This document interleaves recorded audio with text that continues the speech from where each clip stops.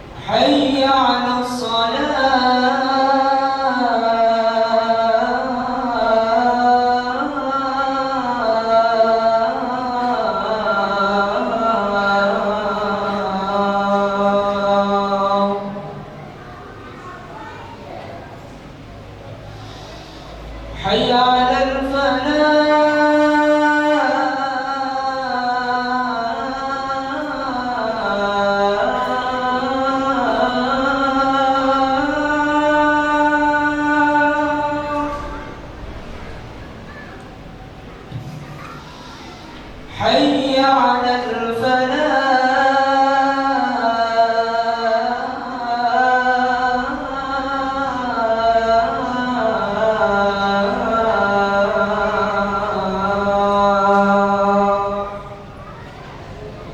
الله أكبر الله أكبر. لا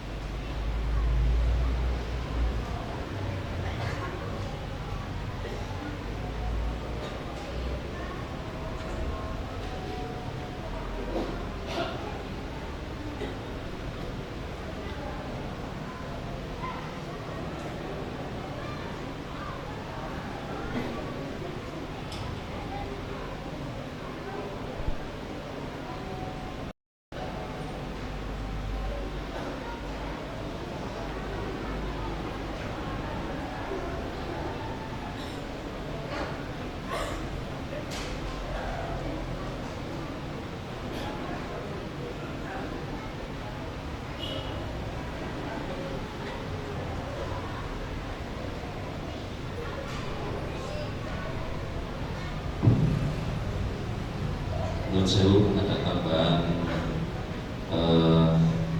jariah. Yang pertama dari hamba Allah, uang sejumlah Rp2.200.000. Yang selanjutnya dari infak parkir Rp500.000. Dari infak kotak amal yang ada di depan yakni Rp500.000. Terima kasih.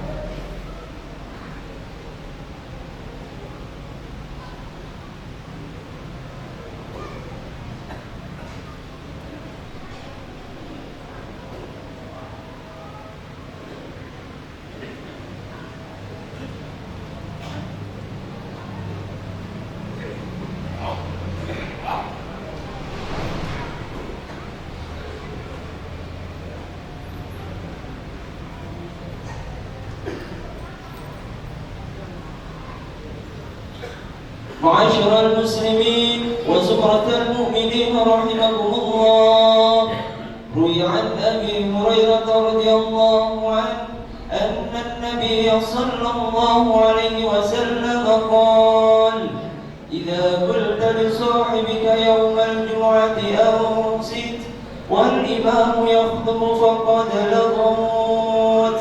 أنصتوا واسمعوا وأطيعوا رحمكم الله.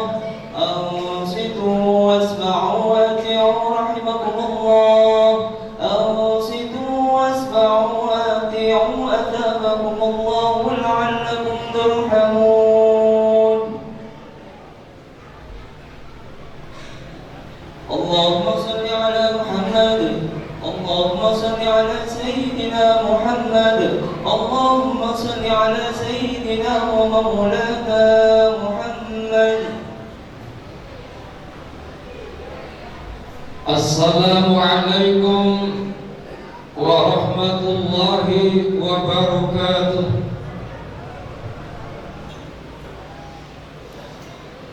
الله أكبر الله أكبر الله أكبر الله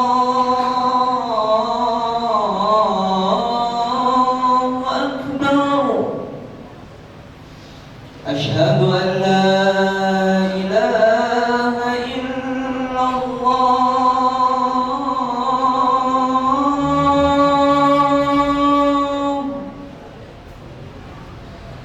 أشهد أن لا إله إلا الله.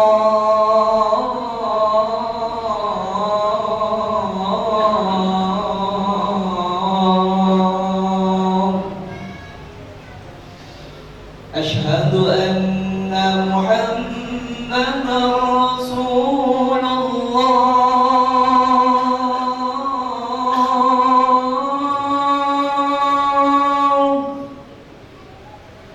أشهد أن محمدا رسول الله.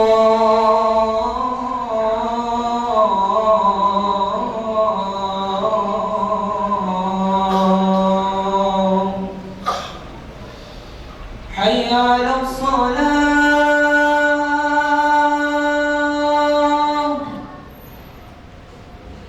حي على الصلاة.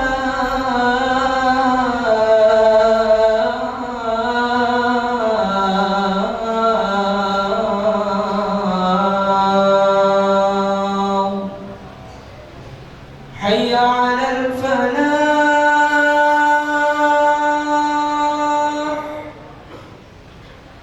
حي على الفلاح.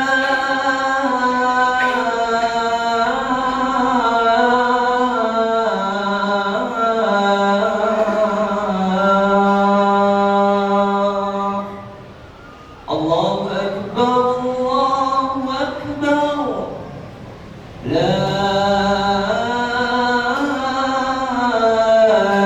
إله إلا الله.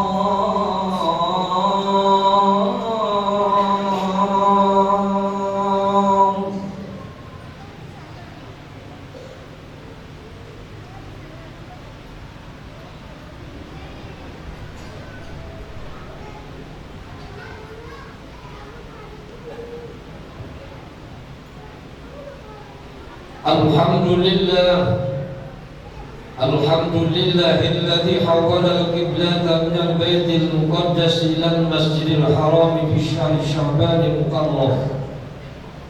وأشهد أن لا إله إلا الله وحده لا شريك له الملك القدوس السلام.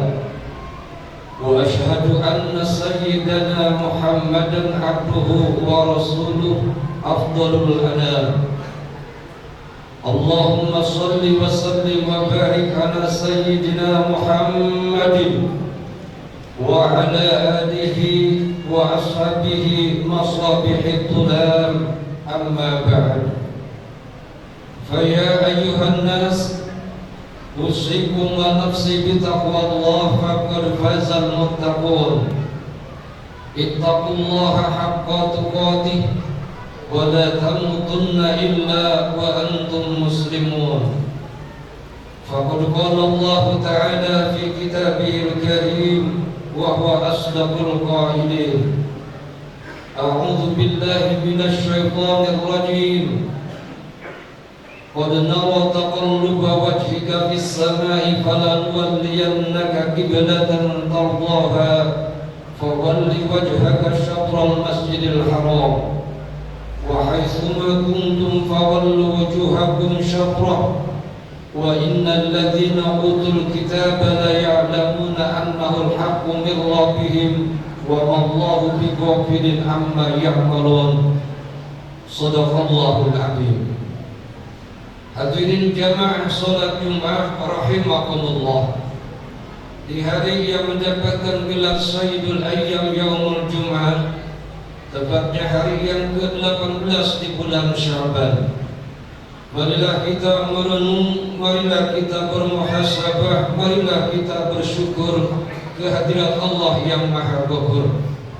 Selagi Allah berkenan menitipkan sosok makhluknya yang bernama ruh di dalam jasad kita, selagi Allah berkenan memberikan kesempatan sebelum kesempitan, kesehatan sebelum kesakitan, utamanya kehidupan sebelum kematian. Sesibuk apapun pekerjaan dan aktivitas yang kita kerjakan masing-masing, sesulit apapun yang sedang dialami permasalahan seseorang, separah apapun kondisi sakitnya seseorang, madama aqluhu wa ruhuhu thabitan fil jasad, selama akal dan ruh melekat dalam jasadnya, wajib bagi kita semuanya untuk menjalankan semua perintah-perintah Allah.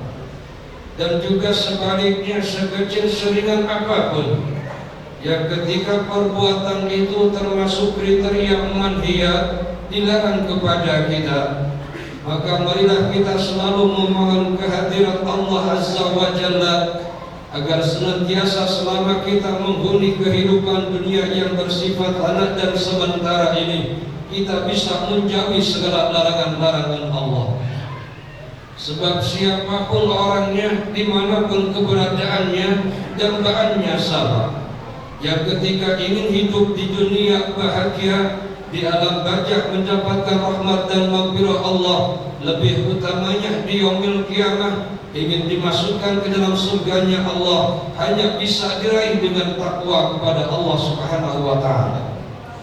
Oleh karenanya, di hari yang ke-18 di bulan Sya'ban ini, marilah kita jadikan bulan Sya'ban sebagai bulan peningkatan ibadah kita kehadirat Allah Azza wa Jalla. Sebab kita umat Islam mulai bulan Rajab, bulan yang penuh sejarah, baik juga di bulan Sya'ban, bulan yang penuh dengan sejarah, dan juga bulan Ramadan, bulannya umat Islam. Nah, oleh karenanya ada beberapa peristiwa yang terjadi di bulan Sya'ban. Persisnya tanggal 15 bulan Sya'ban, harinya hari Selasa, turunnya surah Al-Baqarah ayat 144, tepatnya juz kedua. A'udzu billahi minasyaitonir rajim. Qad nara taqalluba wajhika bis sama'i falanuwalliyannaka qiblatan tardaha fawalli wajhaka syatrul masjidil haram wa haitsuma kuntum fawallu wujuhakum syatrah wa innal ladzina utul kitaba la ya'lamuna annahu al-haqqu min rabbihim wa ma Allahu bighafilin amma ya'malun. Qad nara taqalluba wajhika bis sama'. Allah melihat kegelisahan baginda Rasulullah, sebab ketika beliau hijrah dari Mekah ke Madinah, beliau bersama para sahabat yang lain solat di Madinah tidak menghadap ke arah Masjidil Haram, melainkan selama 17 syahran wa 3 ayyam. Baginda Rasul bersama para sahabat ketika peristiwa di Madinah, hijrah dari Mekah ke Madinah, solat tidak menghadap ke Masjidil Haram, melainkan solat menghadap ke Baitul Maqdis yang ada di Palestina. Lamanya 17 bulan, lebih dari 3 hari. Nah, oleh karenanya baginda Rasul ketika solat menghadap ke Baitul Maqdis, arahnya persis arah utara, sedangkan posisi Masjidil Haram arahnya arah selatan. Baginda Rasul merasakan tidak nyaman, sehingga beliau menyampaikan kepada malaikat Jibril lewat hadisnya yang diriwayatkan oleh Ibnu Abbas, bahwasanya Rasulullah SAW menyampaikan kepada malaikat Jibril, ya Jibril, wadidtu anna Allah Ta'ala sarrafani an qiblatil Yahudi fakarih Tuhan. Ya Jibril, sesungguhnya kalau saya sholat menghadap ke arah Baitul Maqdis, saya merasakan tidak nyaman. Saya mengharapkan kehadirat Allah agar senantiasa Allah kembalikan arah kiblat kembali ke Masjidil Haram. Apa jawaban malaikat Jibril? Ya Rasul, ana abdun mithluka fas'al dzalika rabbaka. Ya Rasul, ana abdun mithluka, saya ini sama-sama hamba Allah, sama dengan panjenengan, sama dengan engkau, sama-sama ciptaan Allah. Nah, ketika engkau merasakan tidak nyaman, fas'al rabbaka dzalika, engkau mintalah kehadirat Allah. Makanya baginda Rasul suatu saat menghadapkan pandangannya ke atas langit, suatu saat kadang-kala merunduk. Apa harapan Rasulullah? Roja'an maji'a Jibril. Baginda Rasul mengharapkan datangnya malaikat Jibril dengan membawa wahyu. Makanya turunnya surah Al-Baqarah ayat 144. Fawalli wajhaka syatrul masjidil haram, hadapkanlah wajah engkau ya Rasul menuju ke arah Masjidil Haram. Satu riwayat baginda Rasul sedang sholat duhur dapat 2 rakaat. Satu riwayat baginda Rasul sholat asar baru dapat 2 rakaat. Masjidnya Masjid Bani Salamah yang terkenal dengan sekarang disebut Masjid Qiblatain, masjid yang mempunyai 2 arah kiblat. Arah kiblat yang pertama menuju ke Baitul Maqdis Palestina. Kiblat yang kedua ke Ka'bah, ke Masjidil Haram, antara utara dan selatan. Makanya pelajaran hikmah fikih kepada kita, suatu saat ketika kita salah menentukan arah kiblat, ada orang yang memberikan kabar, memberitahu kepada kita bahwasanya arah kiblat kita salah. Kalau sholatnya sudah lebih dari 1 rakaat, tidak boleh sholatnya dibatalkan. Langsung saja menuju arah kiblat yang sebenarnya. Mengapa Rasulullah tidak senang? Imam Fakhruddin Ar-Razi yang terkenal dengan kitab tafsirnya, Tafsir Mafatihul Ghaib, dalam juz kedua halaman 398, beliau mengemukakan alasan Rasulullah ketika sholat menghadap Baitul Maqdis tidak nyaman. Yang pertama, annal yahuda yaquluna innahu yukhalifuna thumma yattabi'u qiblatana walau la nahnu lam yadri aina yastaqbilu. Alasan yang pertama, sebab orang Yahudi dari dulu sudah sombong. Nah, ketika baginda Rasul sholat menghadap ke Baitul Maqdis, maka makin sombong. Pendapat orang Yahudi, innahu yukhalifuna, Rasulullah Muhammad itu agamanya tidak sama dengan kita. Kok tiba-tiba ketika hijrah dari Mekah ke Madinah, kiblatnya mengikuti kita ke Baitul Maqdis. Walaula nahnu, kalau tidak ada kita semuanya, lam yadri aina yastaqbilu, Muhammad tidak tahu arah kiblat. Nah, dengan alasan ini, fa inda dzalika kariha ayat tawajjaha ila qiblatihim. Baginda Rasul tidak nyaman ketika sholat menghadap ke Baitul Maqdis. Lalu alasan yang kedua, annal Ka'bah kanat qiblata Ibrahim. Ka'bah merupakan kiblatnya Nabiullah Ibrahim alaihissalam. Baginda Rasul kalau seandainya sholat menghadap ke Baitul Maqdis, berarti Rasulullah tidak bisa menjaga peninggalan yang penuh dengan sejarah. Sebab Ka'bah adalah kiblatnya Nabi Ibrahim alaihissalam. Lalu yang ketiga, alasan Rasulullah karena yaqdiru ayyasira dzalika sababan listimalatil Arab wa lidukhulihim bil Islam. Setidaknya ketika arah kiblat Allah kembalikan ke arah Masjidil Haram, bisa mengetuk hatinya orang Arab dan juga berbondong-bondong masuk ke dalam agama Islam. Ini bukti nyata dan secara realita. Lalu yang keempat, ayasulah hati syaraf. Baginda Rasul menginginkan kemuliaan masjid bukan berada di negara orang lain, melainkan ayyakuna fi baldatihi wa mansyaihi. Kalau seandainya arah kiblat ke Baitul Maqdis, maka otomatis yang mulia adalah Masjidil Aqsa.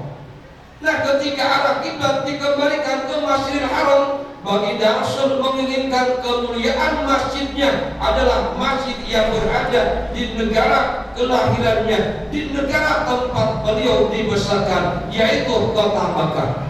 Makanya ulama tanah Jawa mengeluarkan slogan Hubbul Watan Minal Iman, cinta tanah air sebagian daripada iman, bukan serta-merta tidak ada dasarnya. Sebab Rasulullah cinta kota Mekah, lahir kota Mekah, besar di kota Mekah, otomatis Rasulullah sangat mencintai kota Mekah. Inilah yang menjadikan alasan. Ada 4 alasannya.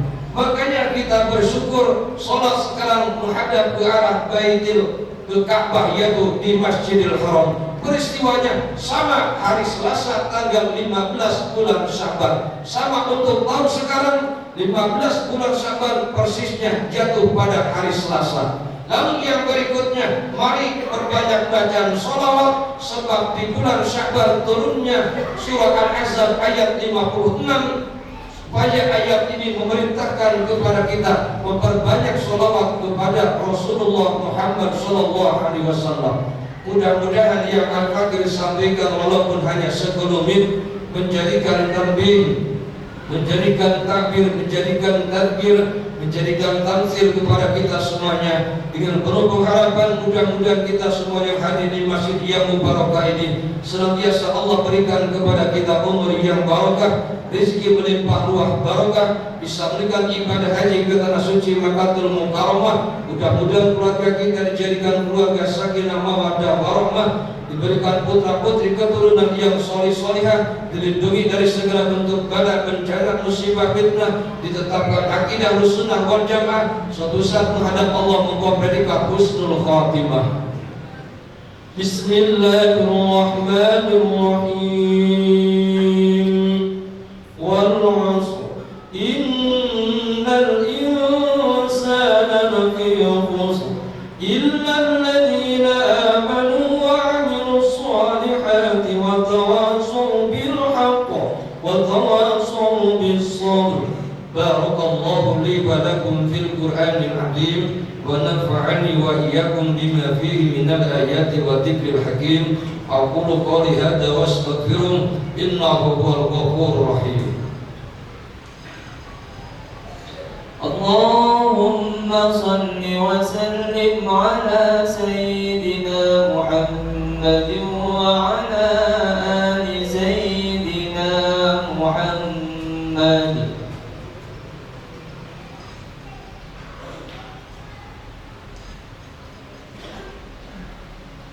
Alhamdulillahilladzi shalla ala nabiyhi qadima wa waqa'a dhikruhu fil Qur'ani tamjidan lahu wa ikrama wa amarna bittiba'i syari'atihi halalan wa harama wa ashhadu an la ilaha illallah wahdahu la sharika lah alladzi kana 'adabuhu 'azima wa ashhadu anna sayyidana Muhammadan 'abduhu wa rasuluhu alladzi kana khuluquhu karima.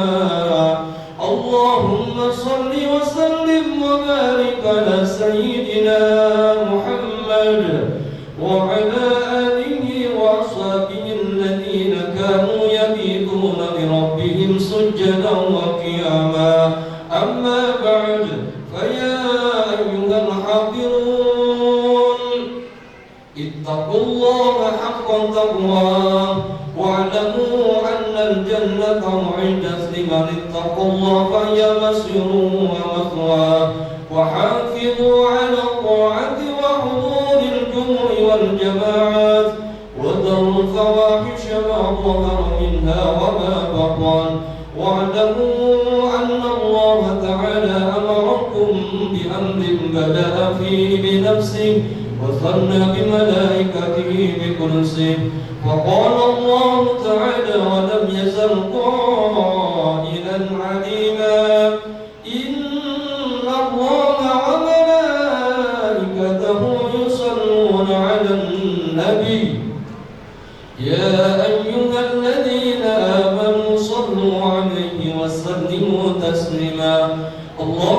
صل وسلم وبارك على سيدنا وحبيبنا وشفينا ومولانا محمد ورضي الله تبارك وتعالى عن كل سادتنا ورسول الله أجمعين وارض عنا معهم برحمتك يا أرحم الراحمين. اللهم اغفر للمسلمين والمسلمات والمؤمنين والمؤمنات الأحياء منهم والأموات إنك سميع قريب مجيب الدعوات ويا قاضي الحاجات. اللهم اصلح الراعي والرعية واجعل بلدتنا هذه إندونيسيا وسائر بلدان المسلمين رحية محمية من كل فتنة ومرض وبلية يا ذا الجلال والعزة والرحمة. اللهم ارزقنا فهم النبيين وحفظ المرسلين وإلهام الملائكة المقربين. اللهم كما باركت لنا في رجب وبارك لنا في شعبان وبلغنا رمضان. اللهم إنا نسألك السلامة في الدين وعافية في الجسد وزيادة في العلم وبركة في الرزق وتوبة قبل الموت ورحمة عند الموت ومغفرة بعد الموت. اللهم هون علينا بسكرات الموت والنجاة من النار والعفو إلى الحساب. ربنا آتنا في الدنيا حسنة وفي الآخرة حسنة وقنا عذاب النار. عباد الله إن الله يأمر بالعدل والإحسان وإيتاء ذي القربى وينهى عن الفحشاء والمنكر والبغي يعظكم لعلكم تذكرون. فاذكروا الله العظيم يذكركم واشكروا على نعمه يزدكم ولذكر الله أكبر. الله أكبر الله أكبر أشهد أن لا إله إلا الله أشهد أن محمدا رسول الله. حي على الصلاة حي على الفلاح قد قامت الصلاة قد قامت الصلاة. الله أكبر الله أكبر لا إله إلا الله. لا إله إلا الله محمد رسول الله صلى الله عليه وسلم. صلوا صفوفكم فإن تسجد الصفوف عندما الصلاة.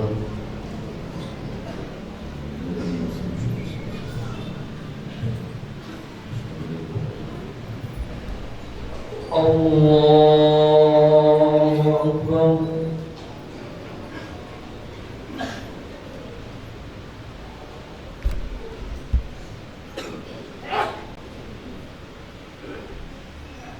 بسم الله الرحمن الرحيم. الحمد لله رب العالمين الرحمن الرحيم مالك يوم الدين. إياك نعبد وإياك نستعين. اهدنا الصراط المستقيم صراط الذين أنعمت عليهم غير المغضوب عليهم ولا الضالين.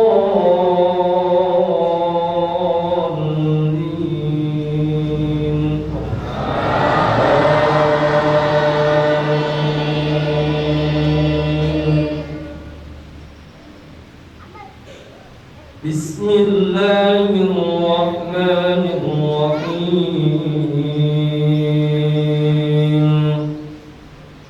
سبح اسم ربك الأعلى الذي خلق فسوى والذي قدر فهدى والذي أخرج المرعى فجعله غثاء أحوى. سنقرئك فلا تنسى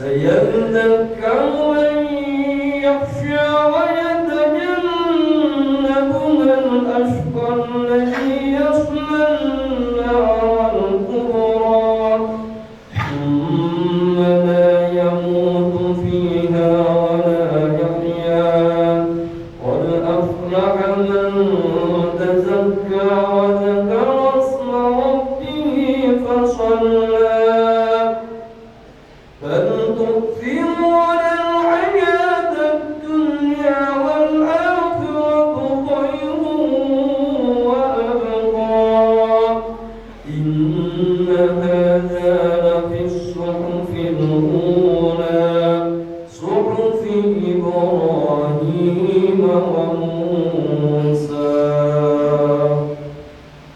الله أكبر.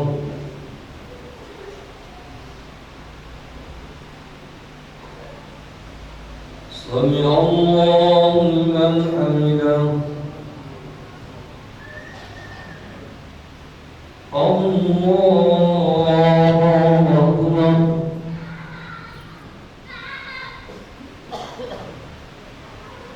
الله أكبر.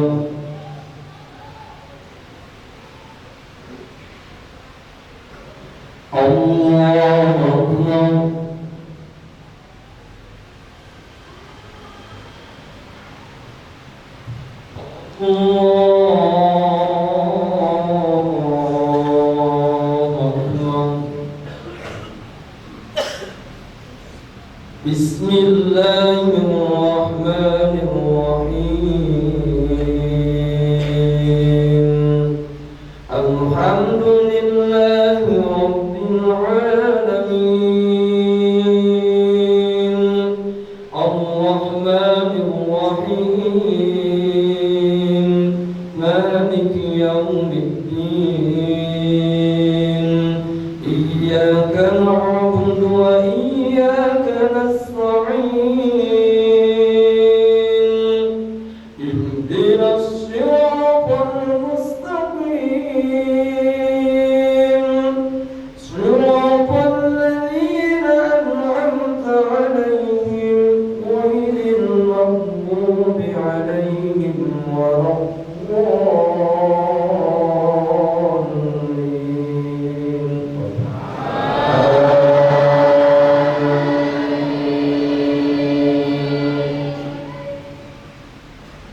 بسم الله الرحمن الرحيم. هل أتاك حديث الغاشية؟ وجوه يومئذ خاشعة عاملة ناصبة تصلى نارا حامية تسقى من عين آنية ليس لهم طعام إلا من ضريع لا يسمن ولا يغني من جوع. وجوه يومئذ ناعمة لسعيها راضية في جنة عالية لا تسمع فيها لاغية فيها عين جارية فيها سرر مرفوعة وأكواب موضوعة ونمارق مصفوفة وزرابي مبثوثة. أفلا ينظرون إلى الإبل كيف خلقت وإلى السماء كيف رفعت وإلى الجبال كيف نصبت وإلى الأرض كيف سطحت. فذكر إنما أنت مذكر لست عليهم بمسيطر إلا من تولى وكفر فيعذبه الله العذاب الأكبر. إن إلينا إيابهم ثم إن علينا حسابهم. الله أكبر.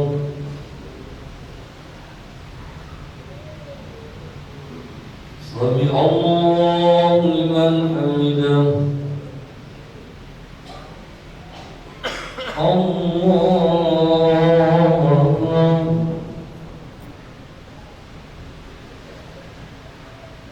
الله أكبر.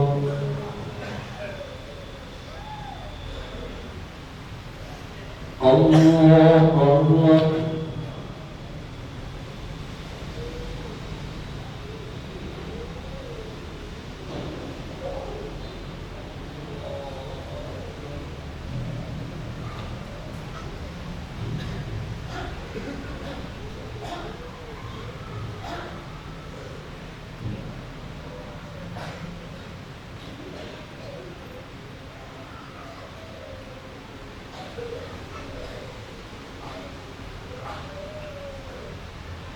السلام عليكم ورحمة الله. السلام عليكم ورحمة الله. الفاتحة. أعوذ بالله من الشيطان الرجيم. بسم الله الرحمن الرحيم. الحمد لله رب العالمين الرحمن الرحيم مالك يوم الدين. إياك نعبد وإياك نستعين اهدنا الصراط المستقيم صراط الذين أنعمت عليهم غير المغضوب عليهم ولا الضالين آمين. بسم الله الرحمن الرحيم. الحمد لله رب العالمين الرحمن الرحيم مالك يوم الدين. إياك نعبد وإياك نستعين اهدنا الصراط المستقيم صراط الذين أنعمت عليهم غير المغضوب عليهم ولا الضالين آمين. بسم الله الرحمن الرحيم. الحمد لله رب العالمين الرحمن الرحيم مالك يوم الدين. إياك نعبد وإياك نستعين اهدنا الصراط المستقيم صراط الذين أنعمت عليهم غير المغضوب عليهم ولا الضالين. رب اغفر لي ولوالدي وللمؤمنين آمين. بسم الله الرحمن الرحيم. قل هو الله أحد الله الصمد لم يلد ولم يولد ولم يكن له كفوا أحد. بسم الله الرحمن الرحيم. قل هو الله أحد الله الصمد لم يلد ولم يولد ولم يكن له كفوا أحد. بسم الله الرحمن الرحيم. قل هو الله أحد الله الصمد لم يلد ولم يولد ولم يكن له كفوا أحد. لا إله إلا الله والله أكبر ولله الحمد. بسم الله الرحمن الرحيم. قل أعوذ برب الفلق من شر ما خلق ومن شر غاسق إذا وقب ومن شر النفاثات في العقد ومن شر حاسد إذا حسد. بسم الله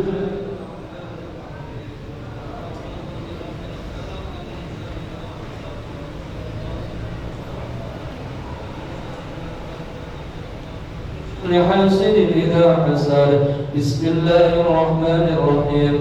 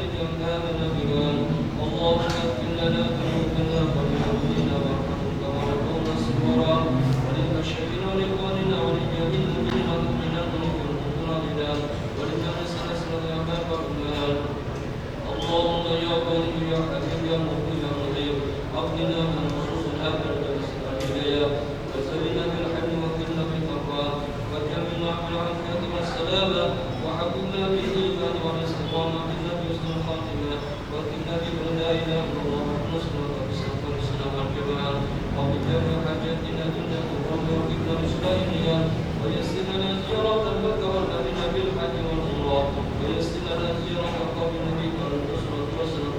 حسنة ويسر لنا ما تسعنا من أمور الآخرة واشف مرضانا سرنا وكافنا بجاه سيدنا محمد خير البرية وحسن سفيا ربنا آتنا في الدنيا حسنة وفي الآخرة حسنة وقنا عذاب النار وصلى الله على سيدنا محمد النبي الأمي وعلى آله وصحبه وسلم سبحان ربك رب العزة عما يصفون والسلام على المرسلين رب العالمين بسر الفاتحة.